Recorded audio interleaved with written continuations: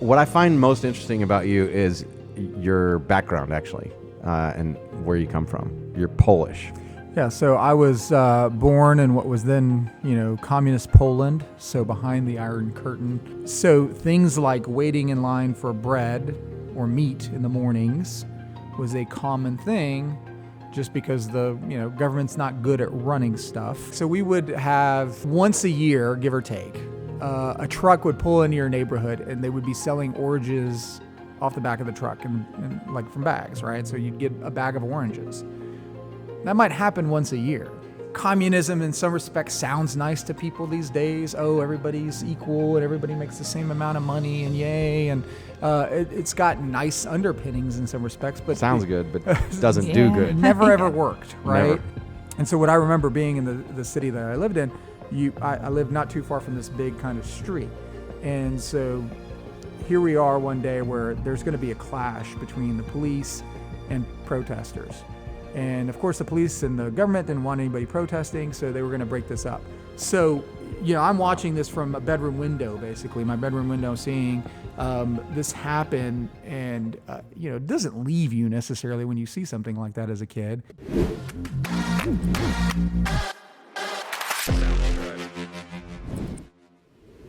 All right, so we're here with Tom Nowak, and you are the judge of the 366 or 360? 366. 366 Judicial District Court of Collin County, Texas. And you are also, today's Veterans Day, and you are a veteran. You got your Air Force sweater on there. I'm in the reserves, yeah. So I'm a major in the Air Force, and I'm over at the 301st Fighter Wing in Fort Worth. Nice. So I'm a JAG officer there. Thank you for your service. Oh, well, thanks for the support. You're welcome. I remember when you got major status, and it's a major deal. Right. Well, Major Tom is a whole, You are. You're major. So today we're here with Major Tom. Ground control. Ground control to Major Tom. All right. So what I find most interesting about you is your background, actually, and where you come from. So you're Polish. Yeah, so I was born in what was then, communist Poland, so behind the Iron Curtain. Depending on people's age, they either know a little bit about that or they don't. They kind of, grew up hating the Russians and all that kind of stuff. So I was born in, again, what was then communist Poland, and got the chance to immigrate to the U.S. when I was about 6.5. So what's the difference? Well, it's funny you ask. I always tell when I talk to my juries, the people who are coming in to serve as jurors in our court, they might be selected. And so I talk a little bit about that. There were a lot of big differences, obviously based on the government systems and things like that. But when I was a kid, I always had to kind of get brought up in front of class. Teachers would always kind of come up and say, okay, Tom, tell us about your life in Poland and what that was like and how different it was. And that continues yet to this day. Yeah. So on this podcast. It's the first time I've heard that one. No, it's fine. Obviously, it was different. I feel very blessed to be here in America and Texas, particularly. It's an odd kind of conversation in some respects because when I was a kid, I didn't know the difference, right? I didn't know that there were some things that were different from the way I lived versus somebody halfway around the world. You kind of got some ideas, as people living in jungles or in the mountains or something, but you don't think about the government system and how that kind of operates to kind of change your life.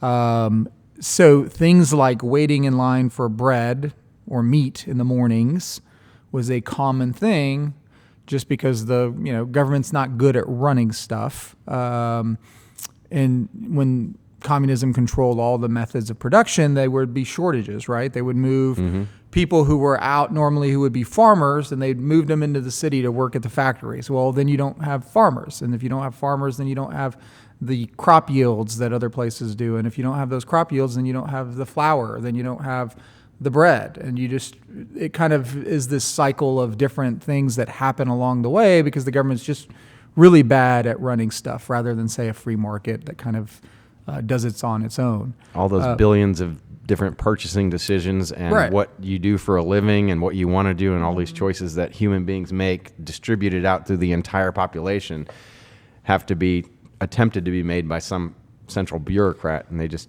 right. So somebody, so imagine somebody in Washington telling you how much wheat you're going to produce next year, regardless of whether or not it's weather or what you did last year or how much you made last year. And that just doesn't work efficiently. Communism in some respects sounds nice to people these days. Oh, everybody's equal and everybody makes the same amount of money and yay. And it's got nice underpinnings in some respects. But sounds good, but doesn't do good. Never ever worked, right? Yeah. Mainly for a couple of different reasons. But it doesn't work because people are out for themselves more than they are for everybody else. That's just human nature. I don't think we're ever going to get past that.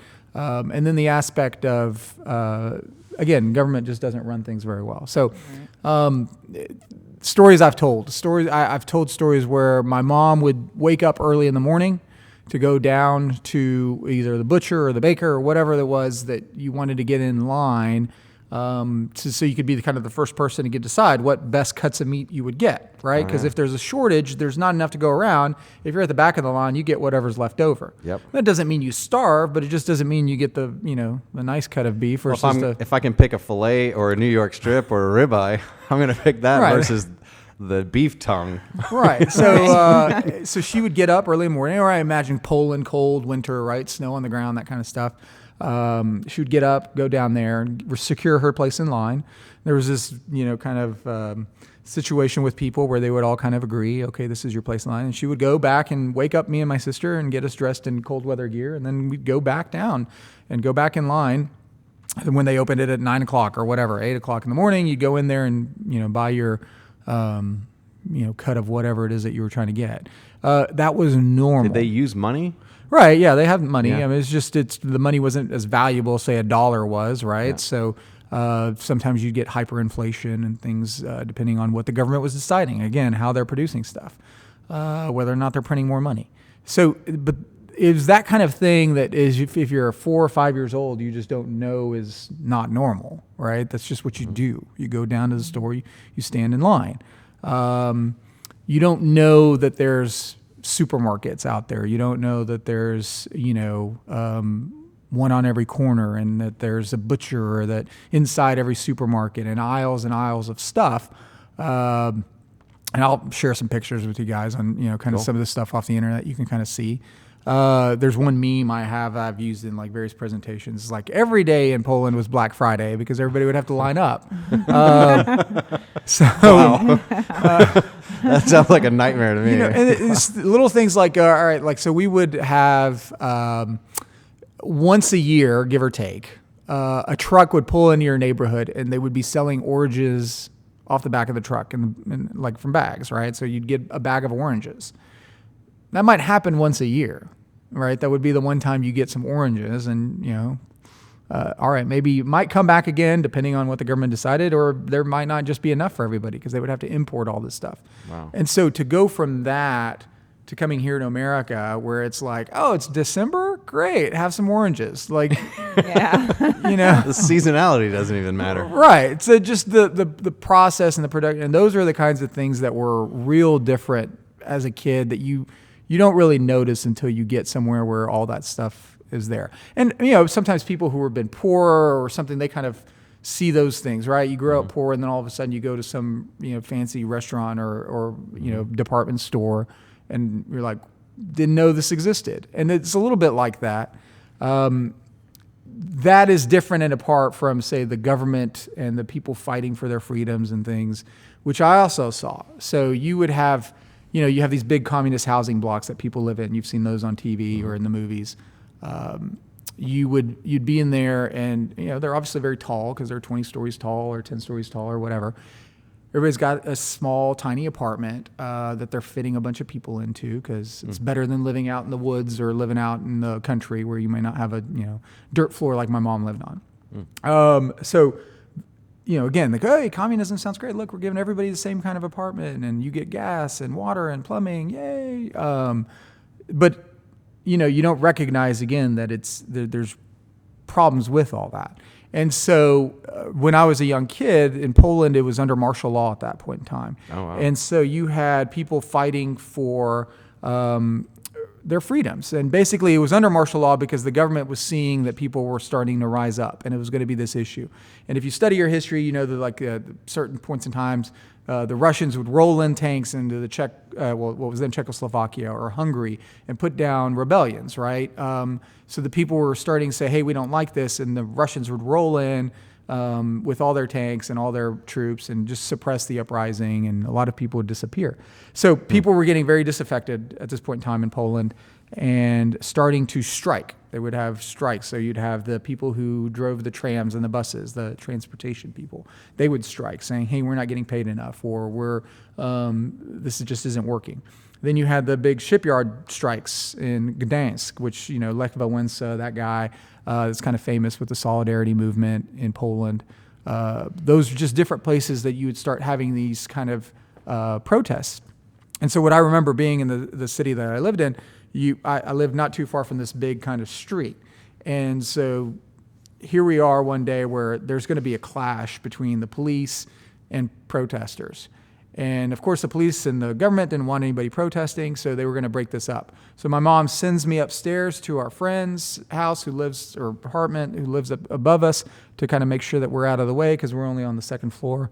And of course, as a 6-year-old boy, I'm thinking this is all very, very interesting and cool because here's police with batons and water cannons and tanks and armored personnel carriers, and here's this group of protesters walking down the street holding signs and placards.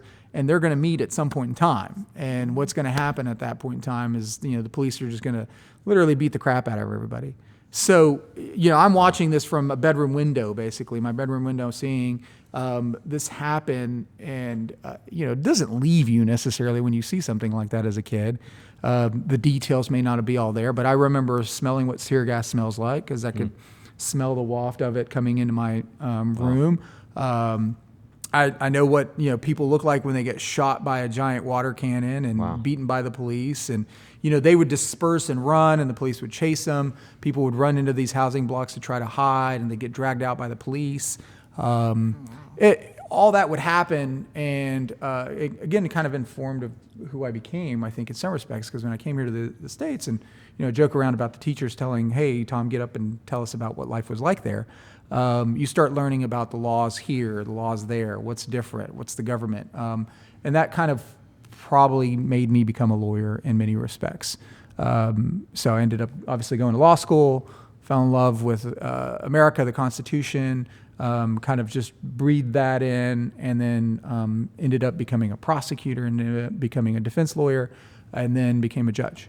And all that happened I think in many ways because of where I grew up and how I grew up, and different than most people who were happy and ignorant of what was going on in the world at that time. And most people my age don't remember, they don't remember what they ate at school when they were 6 or 7. But I remember getting lost in a supermarket for the first time in America when I came here, and it was okay, this is a little bit overwhelming. And then where are my parents? And that kind of like where you go down every aisle and you can't see anybody, and you're like, you've done it twice because like, how did I miss them? You start freaking out as a little kid. So that type of thing just doesn't happen in Poland? Well, there were no supermarkets at that point in time, that level, so that didn't happen. And I'm 6, I can't speak the language, so things were scary here. But it was a much better place, and it's when you become a little bit older that you realize the differences and all the things that you get versus all the things you didn't get. Now, of course, Poland was the first country to kick off communism. And kind of go to a market economy in Eastern Europe, and kind of led the way on that. And it's a much better place now, and all the things that we have here, they have there. It's not the same place. It's come a long way. There's still those housing blocks. My grandparents' apartment is still there. We go visit. My family members I have over there still live in those kind of tiny apartments, and that's just the way that they live, different than our huge houses, out in the country. 4,000 square foot homes are easy enough around here sometimes. That would be unheard of, necessarily there, but that's just the way it is, and how people kind of grow up in those areas. And you can see a little bit of that when you're watching this stuff happen in Ukraine. You can see a lot of those like housing blocks and houses kind of out in the country and how things kind of look. It's a lot like that. Obviously not a war going on, but the things you see on TV are kind of similar. So were you 6 years old when you moved here? Yeah, so it was over 6. So I was about 6.5 when I came to the States. It was November of 1985. So you were born in 79? I was born in 79. So I came here and... Quick math, huh? Quick math, yeah. We flew into New York and then flew into Dallas. We had to stay in New York for a day. So you've been here in Dallas since then? Yeah, pretty much straight. My dad was already living here. So my dad left Poland before martial law was declared. He was working in Austria, and when they declared martial law, he applied for asylum here in the U.S. and was able to get it and came over in 82. And we came over later. They, of course, during martial law, they came and took our passports and wouldn't let us leave the country, and we had to, apply a few times and go talk with the people at the U.S. Embassy and do all those things. And then finally, the government allowed us to leave. Oh, wow. And so we came over here as communist refugees. So my sister, my mom, and I came over together. Why did they let you leave? I think the writing was on the wall by that point in time. My dad was already here. There was nothing to be gained by keeping, 9-year-old, 6-year-old, and a woman behind Makes sense. the curtain. Yeah. And so the government, I think at that point in time, was allowing things to happen. So we were able to get permission to leave. And how was your dad already over here? So he was working in Austria. You had the Warsaw Pact countries and you had NATO. Austria was not aligned with either one. So they had a number of, workers living in Austria and working in Austria, a big Polish population there. That was kind of working and doing various, menial jobs, but cheaper labor. So they had them there. And when martial law was declared, he couldn't go back. We couldn't leave. Oh, wow. So he would have had to, he no needed to find a no home. Outs. Right. So he would have had to find a new home. So it's an expensive valet. Something like that. Yeah. And so he applied. He had always wanted to come here. It's kind of, he had that American dream. And early on and always so you did everything your whole family did everything legally then? We came over legally. We basically everything was worked out before, but we had permission and we didn't have to sneak in or anything like that. You weren't were you here on asylum or? So we were communist refugees. Wow. Yeah, so there was a specific provision, yay Reagan, go capitalism kind of thing, but they were accepting of people from those countries for quite some time to come over. Interesting. So there weren't really as many restrictions for us to come over at that time, and a lot of people did. We have big groups of Polish people in various places. Incidentally enough, Texas was the first place with a Polish colony back in the day when it was a republic. They invited Eastern Europeans to come over here. And so there's a couple of ghost towns and small little villages around San Antonio and the Hill Country that are Polish settlements here in Texas, the oldest settlements in the country. Makes a lot of sense because my family were German descent, and there's a ton of German descent in San Antonio so area. right around the Fredericksburg area, things like that. There was a lot of that because that's where everybody kind of came when they were being settled. Well, Fredericksburg sounds somewhat Eastern European name. Yeah. So then you have Pana Maria, Texas, or Pana Maria, Texas. This is down there, or Częstochowa. I don't know how Americans. I haven't heard of that one, but I don't know how Americans pronounce it, to be quite honest with you. But that's how it's pronounced in Polish. So you still are fluent in Polish? Yeah. Do you speak it a lot? Not a lot. There's just not a lot, opportunities. Working more in my Espanol than I am my Polish here in Texas. So are you on Duolingo? So you can get on Duolingo. And I asked you this a minute ago. Yeah. Duolingo for Polish. So I'll start learning Polish because if I have somebody to talk to. It's not an easy language. There are some tricks, but it's very fast in terms of what's said. We pronounce every letter that's in a word. There's no silent letters. It's just, you may not exactly hear it like when you're saying it, but it's there. And people say it's a very hard language to learn. I don't know that it is, but it's, it's very Latinized. So it's every female's name ends in A, every kind of, possessive thing like that. It's ends in A, it's a female. So I'm still a girl even in Polish. Yeah. There's you should have seen how every bus, all the Mexicans at every restaurant I ever worked at, when I was introduced, they would always laugh. Because your name was Dana Hamilton? Because my name ended in... So it's Dana Palmer. Dana Palmer, yeah. But it's the Dana. Dana's another attorney here in town There's actually 3 Danas in Collin County that I'm aware of, but it was it's the Dana because it ended in an A, and they would always laugh. Donna. Donna. They'd all call me Donna. That's fine. And there was always because we're trying to at least keep the podcast a little bit clean, because there's actually a lot of kids that watch this podcast. But it was that Mexican word that is said quite a bit in restaurants that starts with a P. Yeah. And yeah. Well, one of my first jobs was working. You know what I'm talking about. I know what you're talking One of the first jobs I ever had was working at a Mexican food place. It was a good job. I was a busboy. Started out 15 bussing tables, so I learned how to cuss in Spanish at that. But it's a different. Different parameters of things to do when you're learning in a different language. The first words in Spanish that I ever learned were all the bad ones. That's true for most languages, I think. Is it? I think that's much different in terms of whatever language you are. If you stub your toe, you're going to know how to say the curse word, kind of thing. Right. It's the first thing that happens. So you mentioned inflation. What do you think about what's going on here in the United States with? We got. Would you call what's going on now hyperinflation? No, not compared to what you were seeing there. It's not hyperinflation. So, what kind of inflation were you seeing in Poland? Well, right now, they're seeing like up in the teens and 20s in certain areas in Europe right now, which again kind of provides some people with perspective, and it would vary depending on what happened. Once the government kind of lost control, there was a lot of inflation over there. I would.